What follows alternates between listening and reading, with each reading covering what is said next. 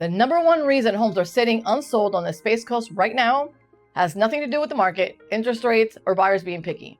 While all those things play a part in the big picture, it really comes down to pricing mistakes sellers are making, and it's costing them thousands. Now stay with me because I'm going to show you exactly how to avoid it. Hi everyone, I'm Laura Saiwa, your local Space Coast real estate agent serving in Melbourne and the Barrier Island towns of Satellite Beach, Harbour Beach in the Atlantic, and Melbourne Beach. And today we're talking about one of our biggest questions in the seller's minds right now.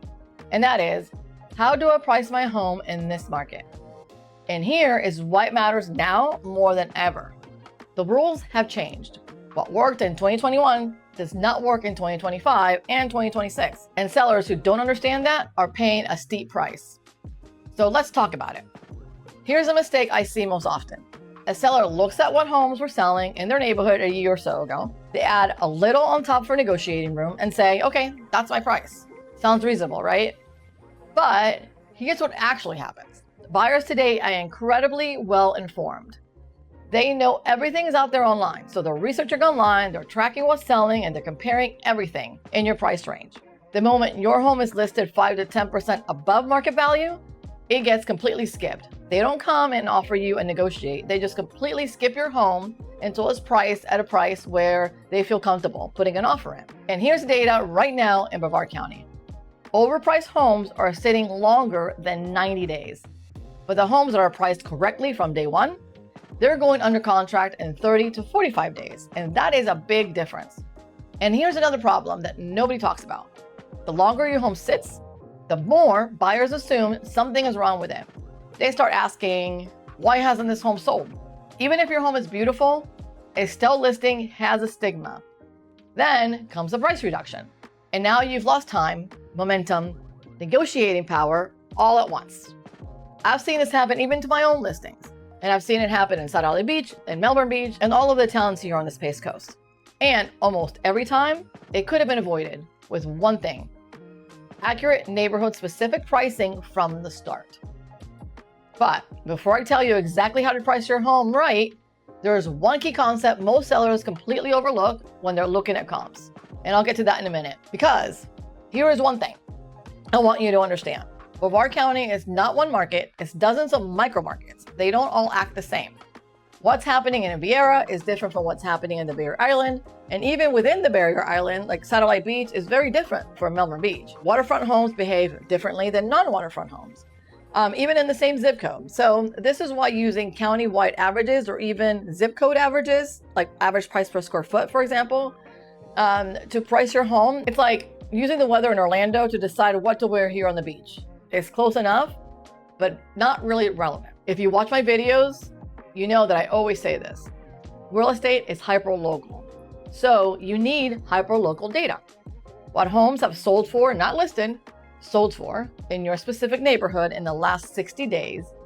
Active listings don't really tell you the truth. They tell you what sellers wish to get. Sold comps actually tell you what buyers are willing to pay. So here's the thing most sellers miss. Condition and presentation are also parts of that pricing factor. Two homes on the same street with the same square footage can have a $25,000, even $50,000 price difference sometimes, if one is updated and show-ready and the other one isn't. In today's market, buyers have options and they're choosing carefully, and that's where that buyer pickiness comes in. Now, here's where things get interesting, because this is actually what separates sellers who walk away happy from sellers who end up frustrated. So how do you actually price your home right in this market? Here's how to approach it. Step 1, start with sold comps, not active comps. Pull the last 60 to 90 days of closed sales within a half mile of your home, and they're the same size, same style, and similar condition. That's your baseline. And step 2, now you have to adjust for condition, and you have to really be honest with yourself on this one. If your home is actually updated and move-in ready and well presented, you can price it at or slightly above the average sold comp.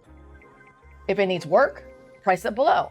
Buyers will not pay top dollar and then factor in renovation costs on top of that. Now, if your home needs work and you're pricing it below the comps, don't just take into consideration the cost of the work that the home needs. You also have to take into account the discount the buyer will want for doing the work and taking the risk that comes along with doing that. And then step 3 would be factor in your neighborhood's current absorption rate. This is that concept I mentioned earlier that most sellers overlook. The absorption rate tells you how quickly your homes are selling in your specific area. If there are 20 homes for sale in your neighborhood, for example, and only 3 are selling each month, you nearly have a 7-month supply, and that is a buyer's market. And your pricing needs to reflect that. Now, step 4, price to generate activity, not to leave room for negotiation. I know that sounds counterintuitive, but the data backs that up. Homes priced at or slightly below market value generate more showings, more offers, and often get sellers over asking price. Homes priced high to leave room for negotiation, they sit, they reduce the price, and ultimately sell for less than they would have if they would have priced it correctly from day one. So, pricing high gives you room to negotiate. That's a myth.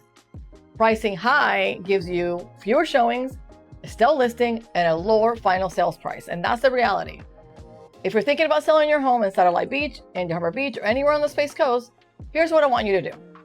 Get a neighborhood-specific market report for your area, not a national estimate, not a Zillow guess, or actual sold data from your neighborhood. I put these together for my homeowners all the time, and it takes the guesswork completely out of pricing. The link in the description below, it's free, there's no obligation, just click on that, and I will give you a real honest picture of what your home is likely worth in today's market, so you can make some informed decisions. Pricing your home right in this market isn't about being the highest or the lowest, it's about being strategic. And the sellers who get that, who price with data, present their home well, and work with someone who actually knows their neighborhood, those sellers are getting to the closing table and they're happy. If this was helpful, hit the subscribe button for more Space Coast real estate insights every week. Drop your questions in the comments below. I read every single one, and I'm happy to answer and happy to help. And grab your free neighborhood report using the link below. I'm Lourdes Sliwa, and I'll see you in the next one. Thanks for watching.